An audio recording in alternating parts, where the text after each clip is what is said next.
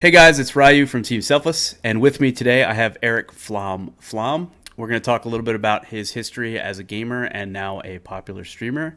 And if you can, for me, Eric, introduce yourself to the audience watching that might not be familiar with you and your stream.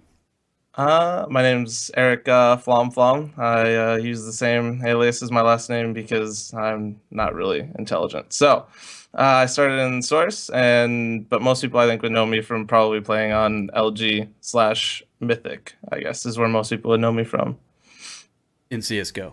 In CSGO, yeah, correct. Cool. So if you can, I know that you played CS Source at the back then it was Invite. Mm-hmm. It feels fun to say. Talk to me. Was that the first competitive game that you were playing? I played other games casually. I played actually a lot of Quake when I was like never at home. Like whenever I was at like a computer lab or some shit, like a giant nerd, I would be playing some Quake here and there. But yeah, it was my first game where I was playing at home and playing competitively on a consistent basis with Source for sure. Cool. And so you made it to the Invite level in Source. How many seasons did that take you? Let me look, but I think it was 3. Because if I remember right, my progression, I took each season and I went up a division each time. Gotcha. So let me look. I want to just be factual here at least, so I'm not lying. I think so. Okay, it took me roughly 3 seasons to make Invite. And Yeah, what was, I don't know if you have the dates there. Is this like CGS era? Is this post CGS era?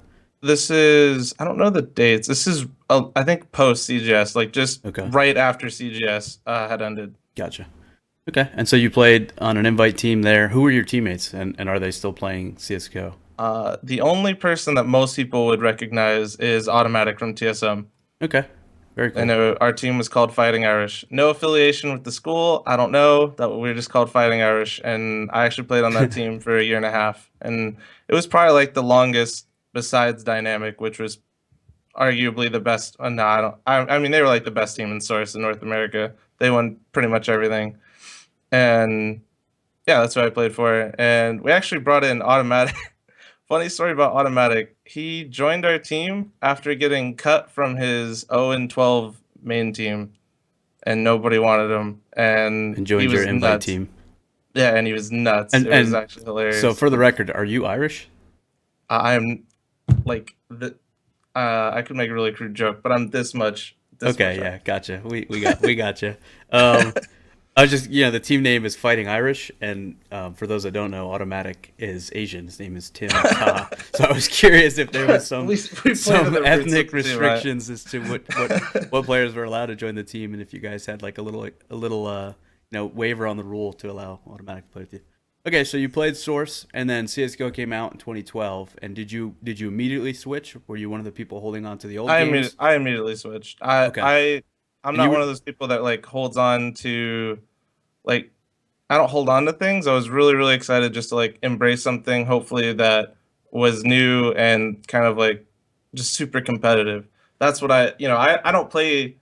I didn't love Source for, the game itself. I love Source because of how competitive it was. Arguably, you could say 1.6 was, but I just started in Source, so I didn't really like, gotcha. know the difference Okay. at the time. And so when you switched, excuse me, when you switched over, you were still competing in Source at that time. Like it was the last season of Source, and then you immediately switched, or were you? We played on a sort. We played Source Invite for, I mean, shits and giggles. Honestly, like we just had a roster there, and we just showed up for the matches and we played. Okay, cool. And so Source or CS:GO comes out, and you decide to switch over. And what was the experience there? What was your first team? Did you bring over teammates from Uh, Source? Did you just kind of find some new friends to play with in Go? I honestly found new friends to play with and go. I started pretty much fresh. Um, yeah, I started just fresh, and I decided that I wanted to make like my own team this time. So at the time, all I looked for in people were people that were just dedicated. For them like that were playing the game more than everybody else. That's what I looked for. And at the time, I forget what we were called. I'm trying to remember. I actually have no idea what we were called. We became Monomaniac when we made Invite in Go in the second season, I think is what it was. So yeah. That's where I started. Is I started my own team, and it was me, RN, Synced, Laser Jesus, and Jeff C. Okay. No. It was his name's Booner. You remember him? I actually do. I think more so The Wi-Fi like dude? from like pugging with you Yeah. guys or something. Yeah. Playing matchmaking. Okay, so that was in 2012, 2013 timeframe. Because I know at the start of 2013, I hosted my LAN, which was like the only LAN event in NA at Yeah. the time, and you were there with your team, which was Monomaniacs, which was the Yeah. sponsor at the time. But that was Hmm. a totally different roster. What Yeah. was the transition from the roster you just named to the roster with the legendary Lloyd Schaefer? So, I'm trying to remember how this went down. Basically, we had a really just poo sack start to our season, and the team died because we were already having like a lot of roster issues internally. Like certain players didn't want to commit the same amount of time. Not everybody had the same goals. That's almost always what kills teams. Is some people want to be the very best. Some people just want to okay, we made it, and I'm done, and I'm just on cruise control now. So it was very obvious that when we made invite that people just weren't on the same page. So rough start. Team died, I think, within 4 matches, and then I joined Sex Pistols, which was with Remix. Oh god, what a team this was! It was me, Remix, Schaefer, POS, and Planks. Yep, Yeah, I have pictures of this. yeah. And when we made that switch, I brought over the Monomaniac Esport org with me Yeah. in that transition. Yep, and that was the five that you played with at my LAN event in early Yeah, 2013. yeah. That was A was rough an event for you experience. guys. I think you guys didn't deliver to the level that you thought you would. No, we played great the first day, and then due to the nightly activities, I don't think everybody was 100% for the next day. Yeah, I believe her name was Cinnamon, if I remember what Schaefer was telling the story the next day. Anywho, Don't remember. can't wait to Uh, get Schaefer up on one of these well, no, interviews. you need to bring Remix in for that one. That's not a Schaefer question. That's a Remix Okay. question. Yeah, I think Jared started to play. So if you guys don't know, Jared Shaw Remix was like a really good source player with a huge ego. Had a difficult time getting along with teammates. Super entertaining to watch play and just watch interact with his teammates for. Man, literally the first CS LAN that I attended for Source, Remix got thrown out. It was in a mall in Pennsylvania, and Remix got thrown out because he ripped up a plant in the middle of the mall. It's like that was my introduction to Jared Shaw. That was my teammate. Yeah, yeah. So you That guys was were actually my leader. That was my yeah captain. I mean he had a very forceful personality, but Yeah. I never had He any was issues really with him. good, He was just man. really It was funny. just one of those things where Remix's downfall was always he just he knew exactly how to improve somebody, but he didn't know how to say it.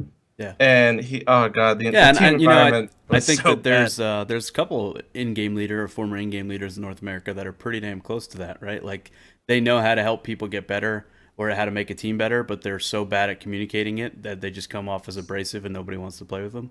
Yeah, There's and definitely a couple people that's like like that. part of you gotta everybody's different, right? Some people respond differently, and it's about adjusting that and knowing how to get the best out of them. Yep, completely agree. Okay, so that was early 2013. You guys came to RyuLAN 2013. Didn't do great there, and then talk to me. How long did that team stay alive? You guys were you in Invite We at played that out the time? season. We played out the season. We were like number one in invite that season for like right up and basically after that LAN, you killed our team, Steve.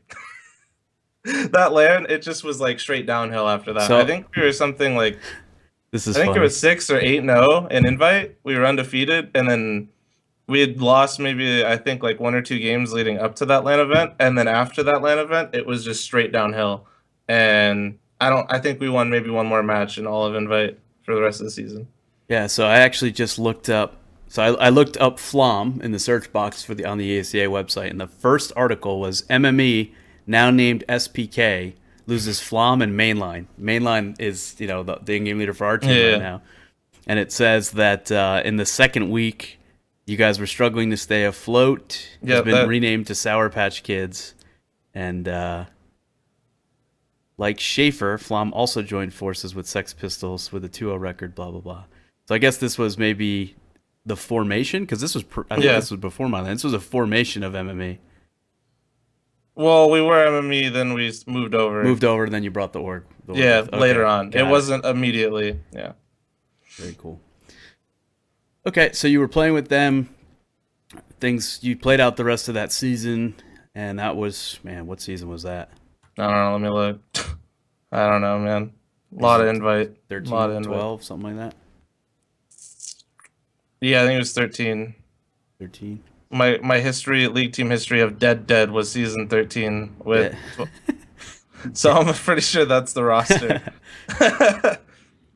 Okay, and then from there, which team did you go to? And I took a break. I stopped playing for about 6 months, and then I came back, and I played. No, like 3 months. Sorry, not 6 months. And then I came back and played with Summit, and it was me. Oh God, how do I always end up with these people, Steve? So, it was me, Summit, Bluminator. Yes, there he is. And the all-time legend of Bouncer with Chaotic. Oh God, dude. Like, a great team. Bouncer was my leader again, dude. Like, what was I thinking? You follow blind leaders. I guess. No, man. But yeah, so that was our team, and that team was pretty good at the start and then fizzled out pretty much once. It's like the story of each team for a while that I joined. So that team was named what? Because when I look at your history, it says it was Exertus. Else. We were Exertus. Exertus, okay. And so with Exertus, that's right.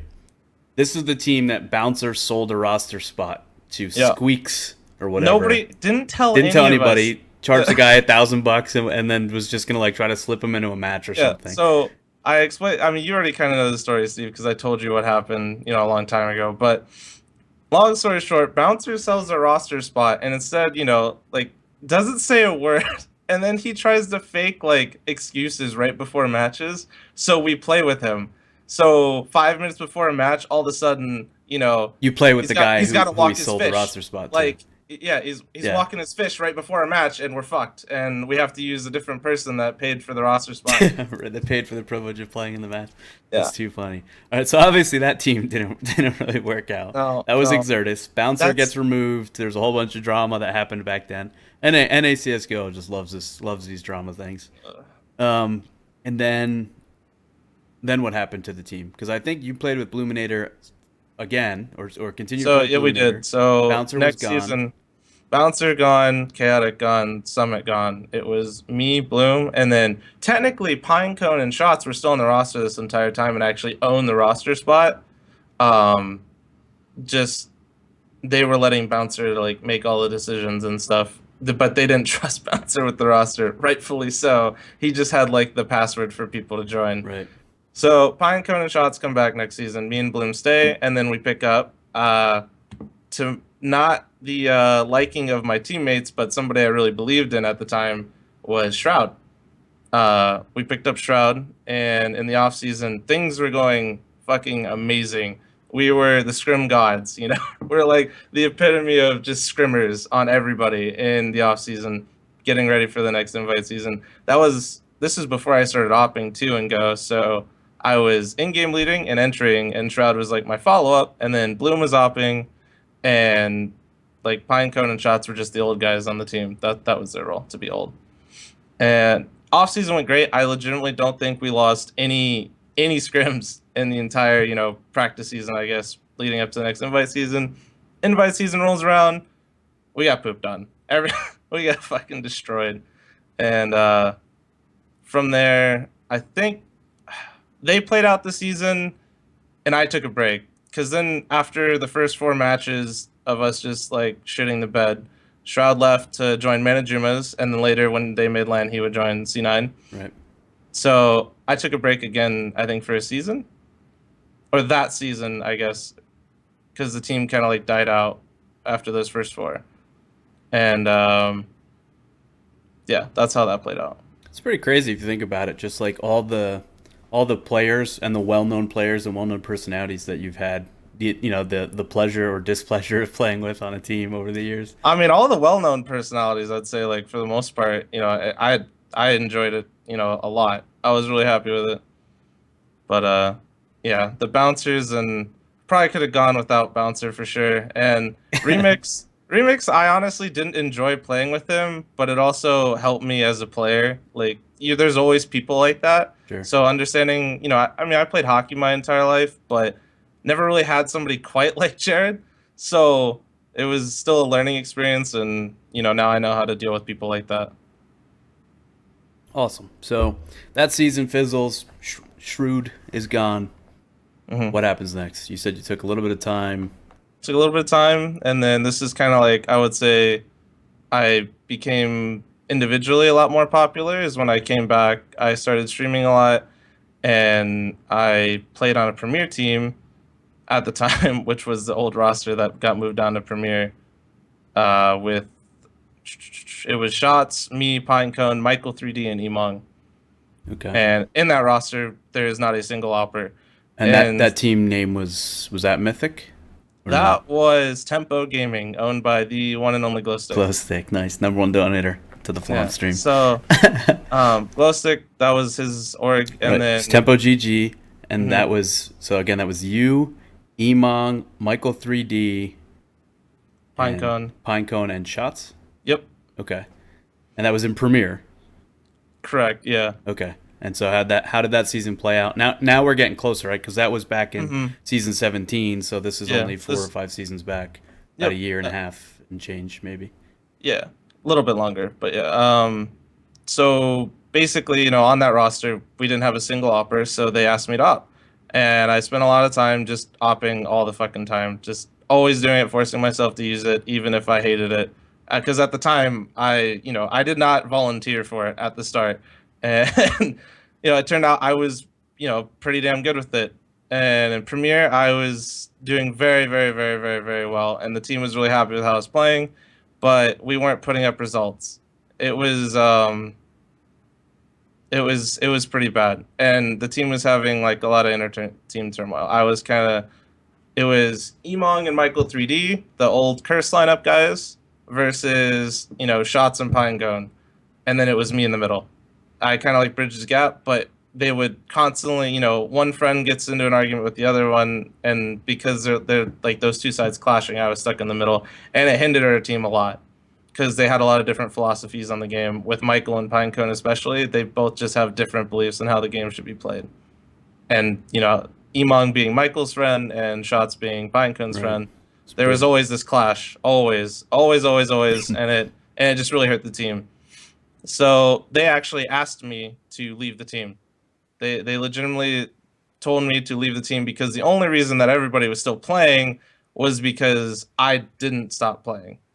So they asked me to leave, and that was when I was really good friends with marktheshark from Fighting Irish days, and they had recently got moved into Invite. Mythic. They were called Mythic then too. So, or actually, I think they were called Reliable Gaming when I joined them. You remember that? When I do remember Reliable. Yep. Yeah. So that I think they were Mythic, but I think they became Reliable when I technically first joined the team. I'm trying to remember it's hard to remember, to be honest. So I joined them. They had a really bad Invite season. Very, very, very bad. We were able to like squeak out a couple wins at the very end, and we were allowed to keep our Invite spot. That's how that season played out. And that was in which division? Premier? I started in Premier, and then I ended up in Invite. Okay. So that was season 17, looks like. It was you, Abe, marktheshark, yeah, adept, and I don't know who this other person is because it's a funny looking alias. Mark Hamner? Is that ringing a bell? Oh, lightworker. Oh god. I don't know why he spells his alias like that. It's literally just consonants. There's not a single vowel in his name, his current alias. Okay, so that was about that time frame, season 17-ish. Yeah. And then it looks like you were on a totally different team for season 18, but you stayed with that team the entire duration of that season. That's the Mythic. That's the same roster. That's the same roster. Yep. So if I look at it, you guys had a decent season. Looks like some wins, some losses. Yeah, we ended up second in ESEA and first in CEVO. Okay, and now, so this is season 18. invite. So this is the professional Mm-hmm. division. You guys make it to playoffs, and then if I look at the last match that you guys played, the roster you played with was you, Anger, Lex, Abe, and Hades. Yeah. And so this was the mythic roster. Mm-hmm. Um, My favorite roster, man. that was that your favorite team to play That on? that's my favorite team to play on by far. That lineup you just listed. And that was season 18. So now Mm-hmm. we're what, four? I think we're on season 22. So this is 4 Yeah, seasons something ago. like that. Yeah, so basically a year. Yep. And so that was mythic, and then that team later, and so now we're getting to the for the people that aren't familiar with this North American CS:GO team history. Now we're getting to the point that you guys become Luminosity, which is a name that everybody that's followed Counter Strike for the past Yeah. year is super familiar with because of the Brazilian team. And Mm-hmm. so you guys get signed from Team Mythic to Luminosity, which later becomes Winter Fox, and that's kind of the roster path. Correct. Yeah. This is season 18. You guys are in invite. You make it to the playoffs. Talk to me through season 18, because then season 19 you only play 4 matches with that team with a slightly different roster. So yeah, there's a lot you can't see, especially with that roster that kind of happened. I won't get too specific just because I don't like airing dirty laundry, so to speak, I guess. But I'll get pretty specific with what happened. Um, Beginning of season 18, played, pretty good. Played really well. We were, I think we definitely surprised a lot of people with our roster with the results we were putting up. Um, we kind of hit this point where a lot of people after ClutchCon were trying to figure out, what sponsor we were going with, because at the time we were number 1 in CEVO and number 2 in ESEA. Obviously, this is all online because I'm online as hell. So we we go from I don't even remember the exact transition point. I think it was right after we qualified for ESEA LAN. We had basically a lot of offers from different orgs.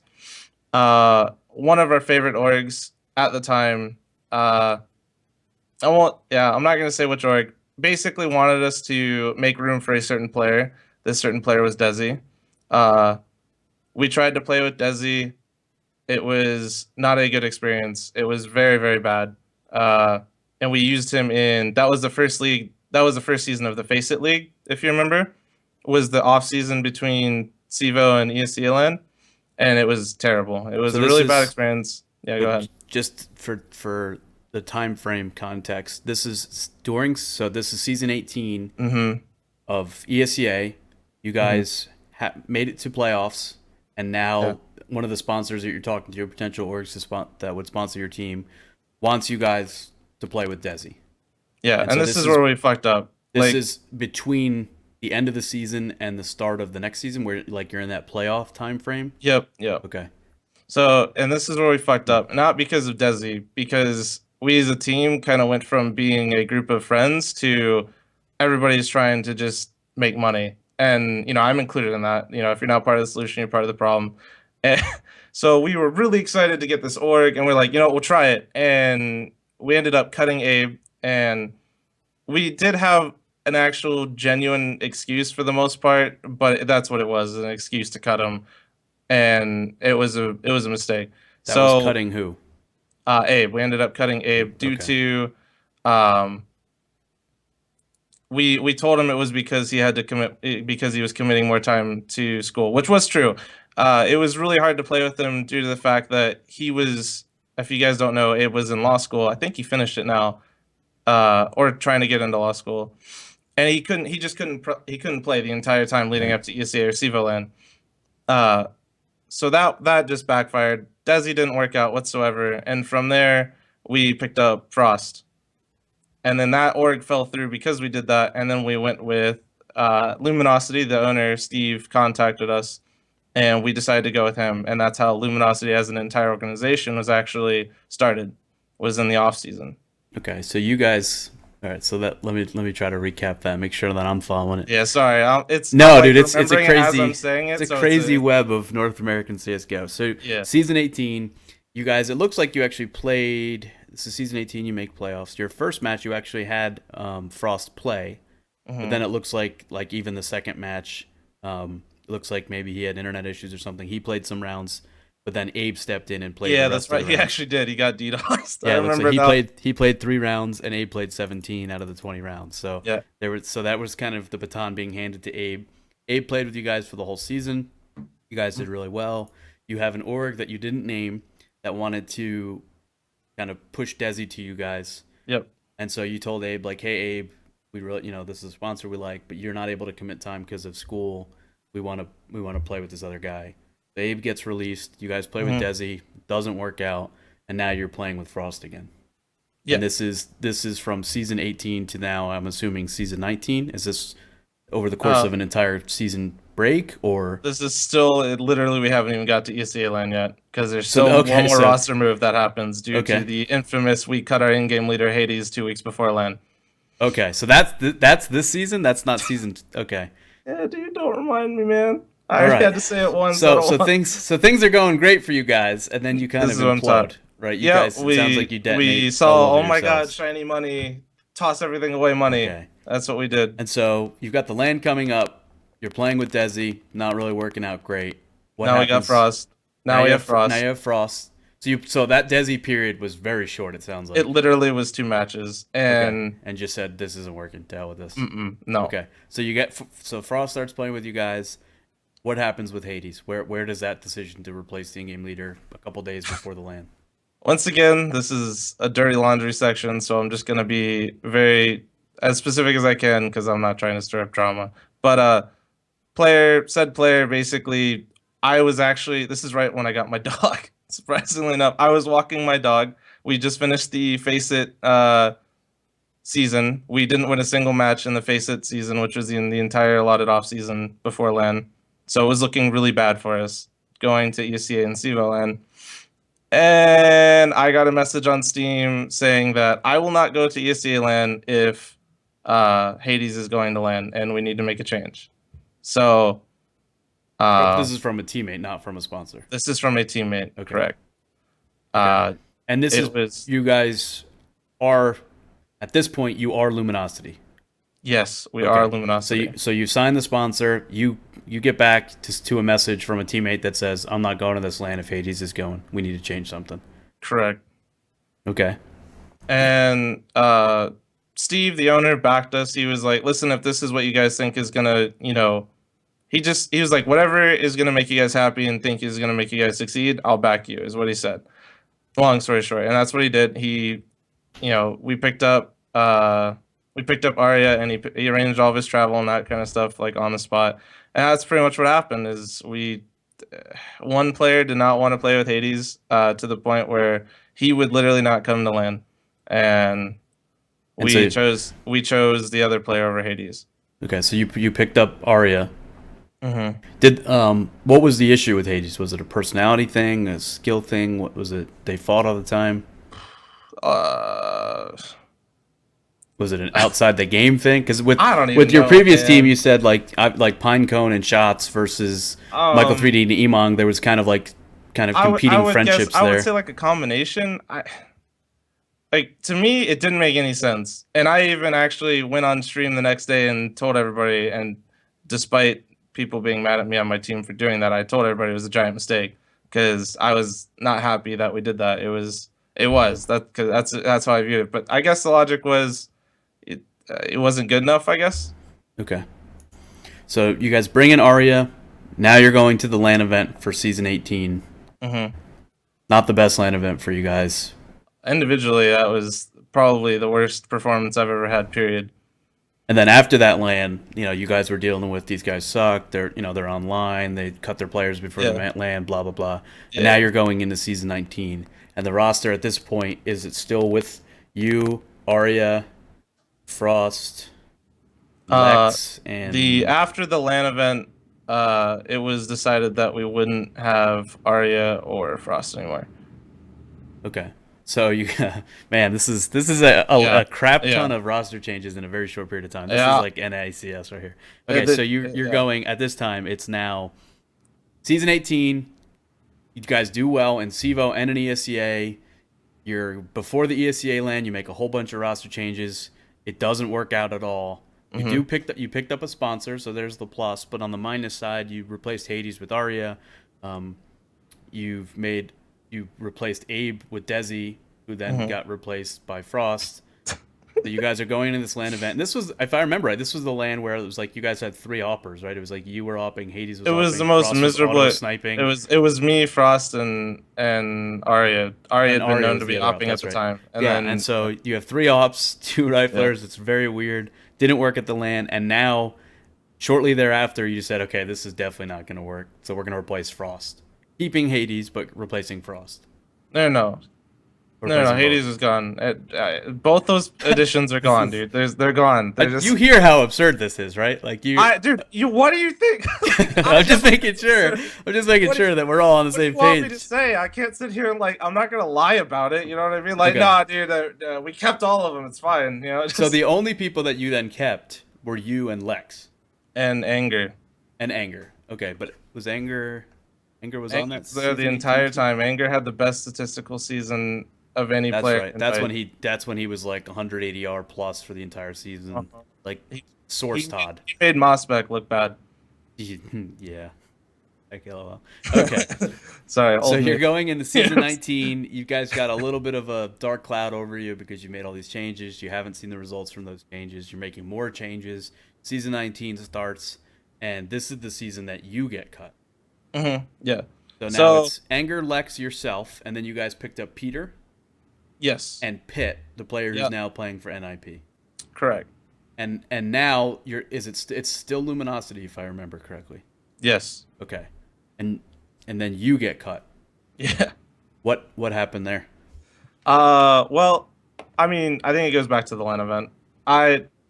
My teammates lost confidence in me. I think that's really what happened. Is you have a bad event like that, some players, chalk it up to you had a bad event. And some are like, wow, he's terrible. Get him out of here. That kind of thing. I think I was they lost confidence. So, but they wanted to stick with me, I think, until they found another solution. So I got moved to hybrid, and Peter was in the op and in game leading at the time.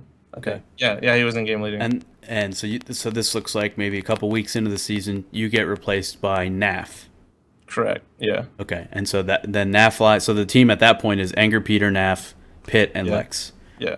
Okay, and then it came to a little shock to me just because I thought it would have come after the LAN, and then it came like right after. We were actually doing really well when I got cut. That's why I was surprised. And me personally, going to like a more rifle-oriented role, I was actually doing very well in both leagues, and I think we were number 2 in ESEA again. I think we were 6-2, something like that, and we were a very similar record in CEVO as well. And that was when CEVO went to the BO2 system. Okay. And one thing we didn't really talk about as we've kind of progressed through your history in the competitive Counter-Strike scene is your stream during this time. So yeah, you took a break. Which season was it? You took season 14 off entirely, and you were streaming hours and hours every day. I don't know what the number was, 6, 8, 10 hours a day. You were is that when you started the grind? Do you remember what the month and the year that you started to stream grind real hard? It was when I went full-time streaming, it was right after I was cut from LG. So, okay, so this is perfect segue then, I guess, right? So you get cut early in season 19. You only played 4 matches for the entire season, and you say, to hell with this, I'm going to stream, I'm going to grind, and take a break from the competitive stuff. Something I've never said before, and I'll just be vague because that's how I am. There are some contract things with me that kind of happen behind the scenes that prevented you from going to another team? Mm-hmm. Okay. And I continued to stream. And then after that, I kind of had like a sour taste in my mouth, so I just decided to full-time stream. You know what? I feel like I actually vaguely I don't remember you telling me that, but I remember you streaming with a certain overlay and, hey, I'm still kind of on the team kind of thing, but you're not on the team, Correct. Kind of yeah. Okay. Exactly. And so that was the duration of season 19. Yeah. And you're streaming regularly. And talk to me, what were your numbers at that time? Because now obviously you've got a very consistent concurrent viewer base. But what was it like back in the end of or the middle of season 19 through beginning of season 20? I think when I first started streaming, I was around averaging 50 to 100 viewers. Yeah, pretty consistently. And I played with a group of friends that have been streaming or kind of YouTubers. Many, Scott or APL and Sham. I played with them pretty much the entire day, and then I would play even longer afterwards. Roughly, I'd say 8 to 10 hours every day. I would stream CS, CS only too. I wouldn't switch games at that time or anything like that, and I did that honestly till quite recently. I changed my schedule here and there, and obviously played with different people on the way. But uh, yeah, I stream pretty much every day for roughly, I'd say 6 to 10 hours. Uh, until recently, where I've been actually streaming more, but I've been adding other games in there as Right. well. So season 19, you're kind of in a stuck position, right? Like Yeah. you can't go play for another team because of a contract situation or whatever. You're starting to stream. What's going through your head? Are you trying to compete again, or you're like, hey, listen, I'm starting to like this streaming thing? A little bit of both. I think it was, I just kind of had the realization that, I wasn't going to go anywhere for at least that season. And then when next season rolled around, uh, I don't really, I'm not the kind of guy that like goes out of his way, I guess, to like, hey, like I might shoot somebody a message here and there if I think that, they need, like if they literally are like, hey, we're looking for somebody. But I don't really, unless somebody comes to me or gives me an offer, which has happened a couple times, I don't like go out searching for it. And I just was enjoying streaming. So to be brutally honest, the next season, I just kind of started, and I didn't even realize it. I was just streaming. I was like, oh, all right, well, I'm just gonna be over here. And that's when I started to do the premiere team, and where we streamed everything that we did. Okay. And so that was the next season. That was season 20. That you weren't Yeah, like the original stream team because the original stream right. team That was like a obviously trend, was volcano, anger, those right. guys. Yep. But you guys streamed. Did you guys stream all your practices? I remember watching you Yeah, stream your yeah, we streamed scrims. everything, man. Okay, and you guys had a pretty good season in Premiere. You made it to season 20 playoffs, and then there was drama. Isn't there always, man? So talk me through that. So I guess we should go. Let me pull up the roster real quick. That was yourself, you Me, Rob, shots, yeah, Emongg, robwiz, and Roa. Roa.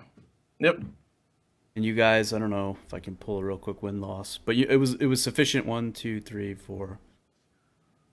So it was whatever it was. Your record, it looked like it might have been about 500, but it was enough to get into the Premier playoffs, which gives you an opportunity, obviously, to then make it back into the Pro League. So you were in Pro League for a ton of seasons. You played a little bit of season 17 in Premier, and now you were in Pro again. You were on Luminosity, newly sponsored team. You get replaced. You stream for a bit. Your stream is growing, and you say, "Hey, listen, I'm balancing the competitiveness of this and the stream. We Yeah. made it to playoffs. Things are looking good. What happens in the actual playoffs? Did you guys played the matches? People kind of changed their minds right as playoffs hit. I think we entered playoffs. I think we were like, crap. I'm trying to remember what seed we were. We were doing really well, and then towards the end of the season, I think in the last 4 games we like lost out or something. Uh, but going to playoffs, anything can happen. But I made it clear, when we joined the team and when I made the team with these guys, that I wanted to stream everything all the time, and they agreed to that. And then right as playoffs hit, kind of changed a little bit. They were like, "Oh, dude, we shouldn't, stream any of this." And at the time, that's my livelihood now. Now I'm, this is, I want to grow this and I want to keep doing it. And so their solution, I mean, I'll say names for this because I'm not really a fan. Is Roa basically decided to stop showing up, and so we couldn't play, and we went into the playoffs, didn't play at all, and we still almost actually made it into Pro League because at the time that was when 1 and 2 made it in. We finished tying for third/fourth or whatever. So yeah, that's how that ended up. Yeah, they just didn't want to practice anymore.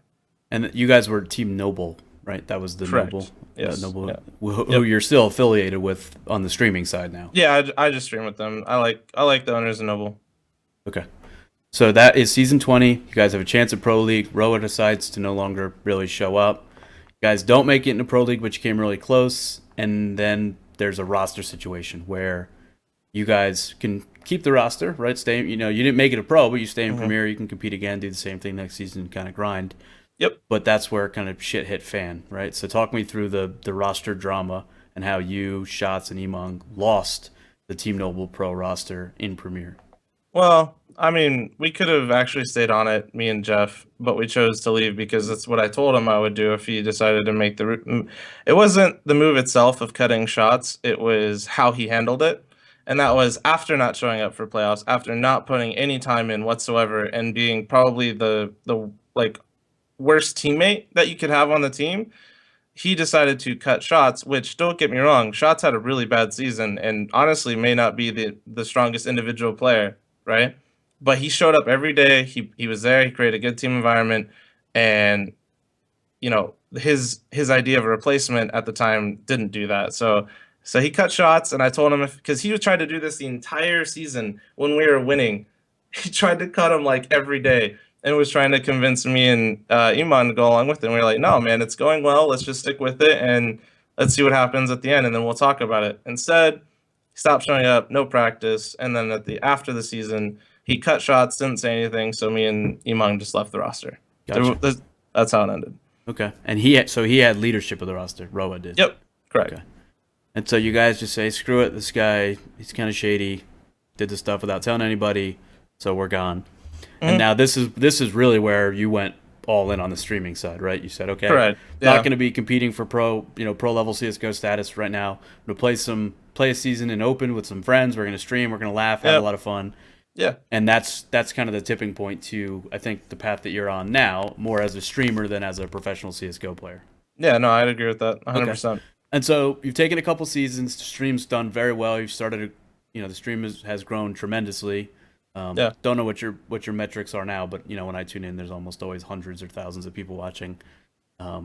You became a megalodon, if I remember the term correctly, when you crossed over the 1,000 subscriber number.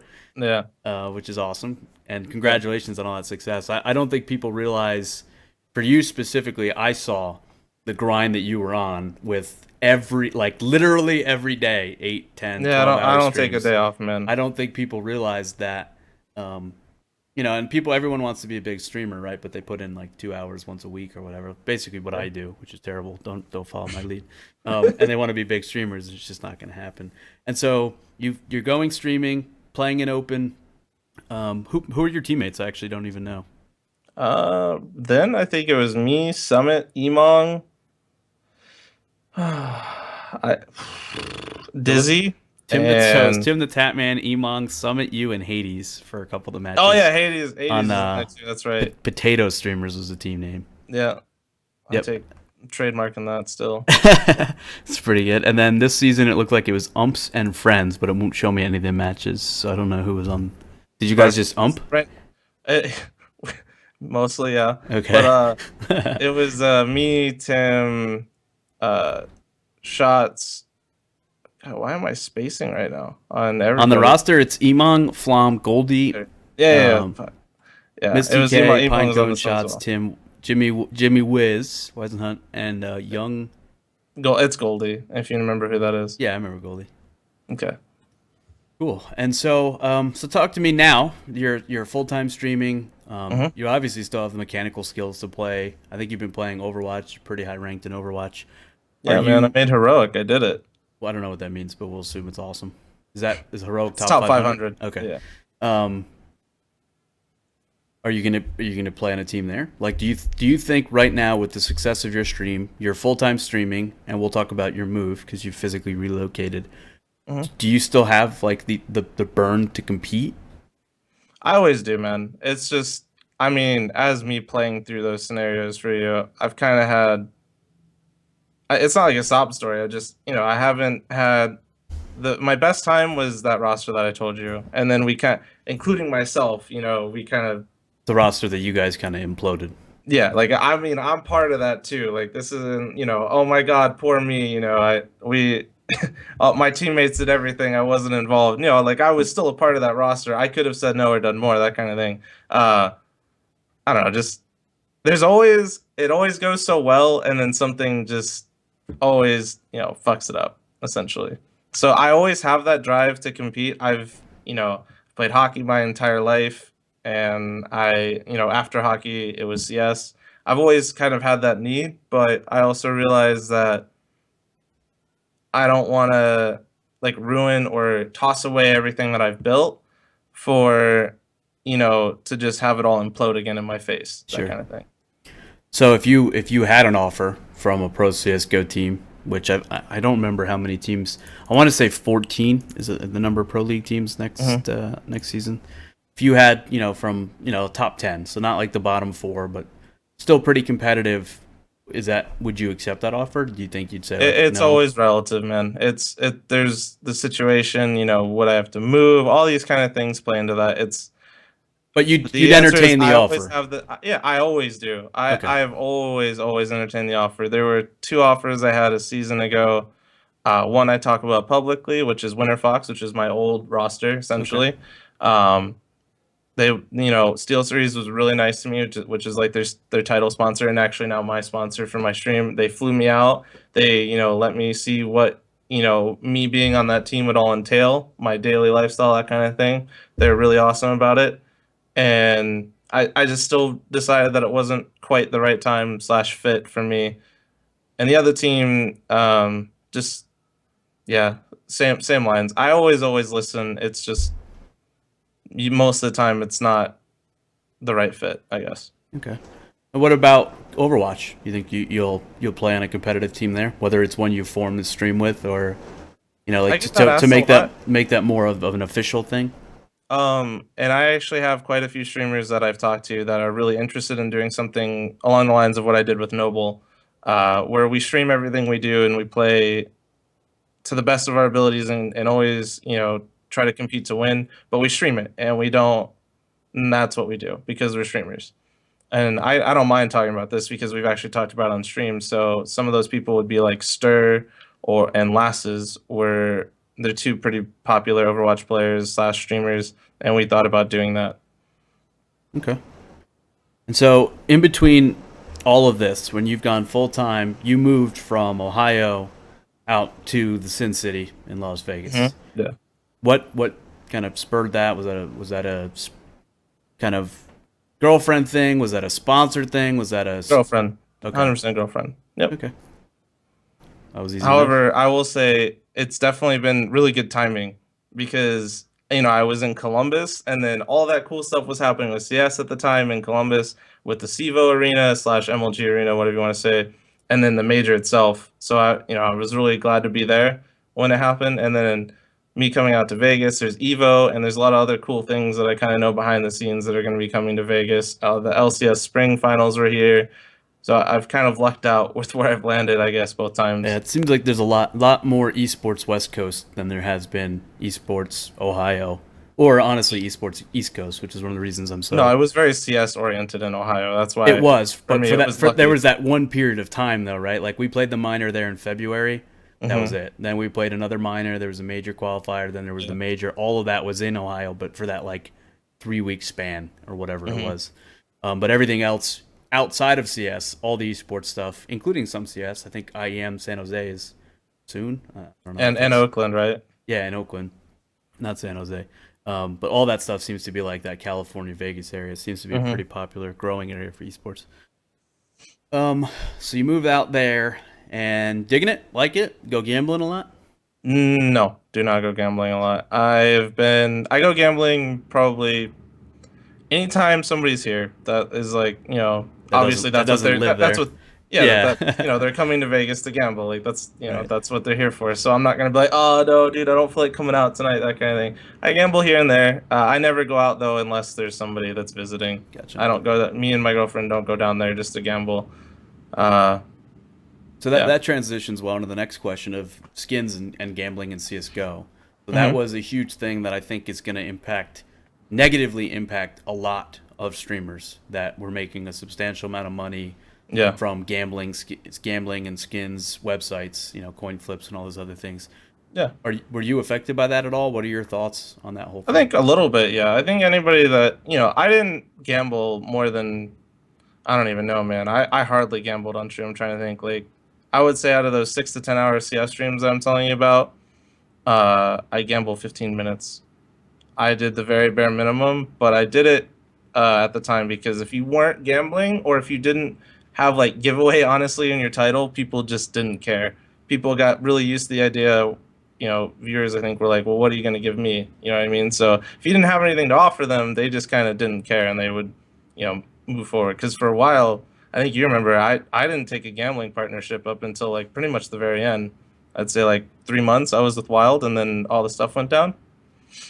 Where a lot of streamers have been with sites for over a year.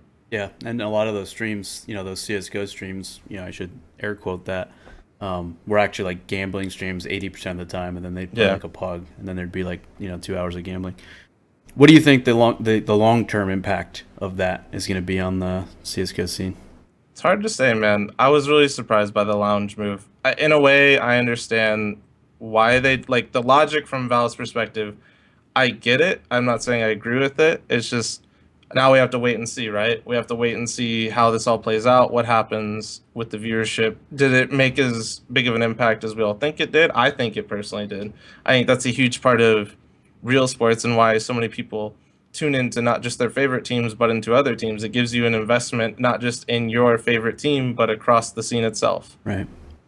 Yeah, it seems to be a popular opinion, or an increasingly popular opinion, where it might not impact the pro level teams in those matches, where like the the big orgs have big fan bases they're gonna watch. Yeah, like but it's like but it's like the premier match, of the 8-8 premier teams you've never heard of that don't really have like an org. People were watching those because they'd say like, hey, this team is 8-8, and the other team's 0-14 or whatever. Put all bet some skins, and there's a chance to make it, and they would watch it because they had something to watch it for. So it'll be interesting to see how those lower tier matches get impacted compared to the pro ones. Maybe. I still stand by this, and I actually was against that to begin with, to be honest. Which is, I'm not a fan of having any non-professional matches on Lounge. And I used to really go in on CEVO quite a bit because we were in main and we were being thrown on Lounge. And don't get me wrong. This.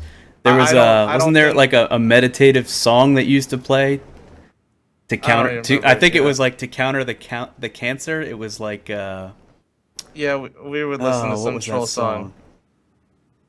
I don't remember, to be honest. But yeah, I know what you're talking about. Yeah, it was really I feel fun. Like someone if you remember this, please tweet it to us or leave it in the comments on YouTube for this video. I need to know the name of that song. But yeah, like I'm not a fan, and I don't think there should ever be non-professional matches on Lounge. Just because that creates the entire scenario of iBuyPower all over again. It really does. It's a scenario in which a team that is not salaried, right, is going into a match where there's thousands of dollars on the line, and some of these players may know that they're not going to ever play the game professionally. So what's to stop them from trying to cash out? They almost truly have nothing to lose. That's you create these situations where you're literally asking for it. You really are. You're asking for these teams essentially to do it. And I wasn't a fan of when my teams were on Lounge personally, because don't get me wrong, this happens to pro players too. I just thought it would stop when I was on like a CEVO main team playing for fun, getting like death threats when you lose matches. It's not fun. Isn't that great? So dumb. So I'm trying to think what other current events are happening. I think you saw, I don't know, do you still closely follow Pro CSGO? Not something you pay attention to? I check out the Reddit. I watch some matches here and there, but I'm burnt out personally as a viewer. I've been saying that before. I would even say like it became a growing topic of discussion, which is the game right now is oversaturated to hell. Yeah. So today's news was Simple's officially going to Navi, so I know that's pretty big news. But I think maybe the closer to home news is that there's a rumored 5th for C9. Like C9's looking to just replace sl0m or move sl0m to coach or whatever. Any thoughts? Who do you think would be a good fit? A lot of people think TempoGG, but to me that doesn't really line up with the timeline itself. Because if a player is going to be... I could be wrong, obviously, but if a player says that he wants to stream until the end of his contract at the end of the year, why would a team go and force a buyout on him early on? If they want TempoGG, my point is they wouldn't be looking around right now. Gotcha. Because they weren't willing to pay for it before. Why would like that? That would literally make zero sense unless they're just like, oh fuck it, let's go. You know what I mean? Like that. So In terms of what do you think? You mean like domestically or internationally? Yeah, just who, if you know, if you were C9 Jack, right? You're the boss man. Probably not going to pick up Tarek because of a contract thing. You know who you're looking to pick up. I have no idea, man. Like in terms of individual players, I hardly have been paying attention to anybody that Okay, isn't in the professional scene. that's fair. So maybe they might be, going for like another Stewie 2K approach, which is they're looking for somebody not. It's not that nobody knew who Stewie 2K was, but not on a top tier professional team that they want to make an investment in and see what happens. Okay. Yeah, it'll be interesting. That we know that they've taken a couple of calculated risks before. You know, guys like SHROUD, Stewie, obviously. Yeah. So it'll be interesting to see how that goes. Cool. Well, I guess to close this, what advice would you give to the aspiring pro player and then to the aspiring streamer that wants to go full-time streaming? Pro player, this is easier said than done, but always, always, always try to find individuals with the same goals as you. Never join a team if goals don't align, because at the end of the day, the team will just straight up implode if you do. You need to all be on the same page before it even starts as to what you want to do. Some people want to win a major, some people want to go to the next division. Whatever that is, though, you need to make sure that you're on the same page. And then as a streamer, consistency is key. And if you want something, you have to work harder than everybody else. And that's that's just the mindset that I've had. So yeah. Awesome. Yeah, and I think that mirrors very well a lot of the things I've been communicating, especially recently with when it comes to work ethic and aligning goals and things like that. So it's awesome. Appreciate you spending about an hour with me. I'm getting stormed on here, which you might have just heard that thunder in the background. Oh, shit. Yeah, that's crazy. So hopefully I don't lose power before we wrap this up. Appreciate your time, Eric. Always a pleasure. No problem, man. You guys can see I apologize for the overlay. We had a little bit of a window capture issue. Do not upgrade to OBS Studio. Just trust. Don't do it. It's not worth it. Let them figure some stuff out before you do. I'm still looking for a name for this show for when we interview guests like fl0m. So if you guys have any suggestions or recommendations or names you think would fit, please leave them in the comments. Tweet them to me. Let me know what they are, because I'm gonna have graphics and stuff made, so it's a little bit more polished than it looks right now.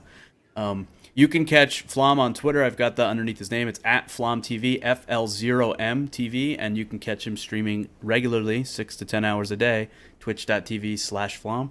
fl0m, thanks again for being here. Appreciate it. Yeah, no problem, very much, man. And looking forward to catching the stream later if I still have power. Yeah, take it easy, man. All right.